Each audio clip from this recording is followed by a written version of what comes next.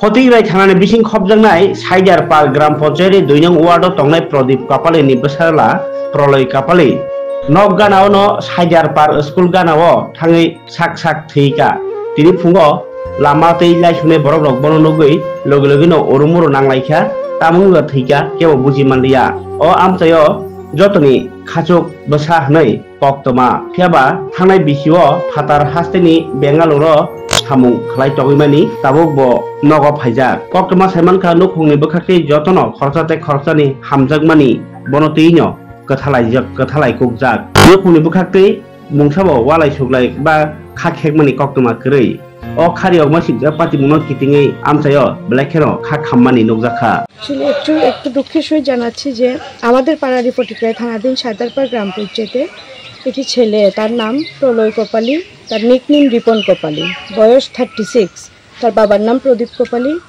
সে আজকে সকালে হঠাৎ সুইসাইড করেছে। ঠিক কখন করেছে জানি না, মানে সকালবেলা আমরা দেখতে পেয়েছি। তো এরকম কী রিজনটা কি আমরা সেটাও বলতে পারবো না যে কেন করেছে। এমনিতে খুব ভালো ছেলে, তাদের ফ্যামিলিও ভালো, ফ্যামিলিতেও কোনো প্রবলেম নেই, কিন্তু কেন এরকম করলো এখনো কিছু বুঝতে পারছি না। ঘটনার কারণ জানা যায়নি এখনো। এখন পুলিশ এসছে, দেখা যাক কি হয়, কথাবার্তা হোক, কি হয় পরে বোঝা যাবে। আচ্ছা, যে মারা গেছে তার বয়স কত হবে মোটামুটি? 36।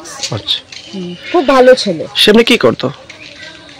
খুব বিশেষ কিছু করতো না, ছোটখাটো কিছু করতো।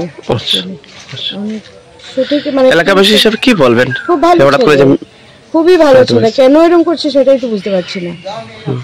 তার পরিবারে কারা কারা আছেন? তার মা, বাবা, ভাই আছে, আরো 3 ভাই আছে। বাইরেও থাকে ওরা, বেঙ্গালুর থাকে, তারপর মেঘালয় থাকে। ভাইরা সবারই ইনকাম ছিল। তারপর কেন এরকম করছে আমরা যেটুকু জানতে পারছি, সেও নাকি বিগত কয়েক বছর আগে বেঙ্গালুরে থাকতো, কাজের সন্ধানে থাকতো সেখানে। বর্তমানে সে বাড়িতেই আছে। এখন কেন এরকম করলো বুঝতে পারছি না। বর্তমানে বাড়িতেই আছে সে।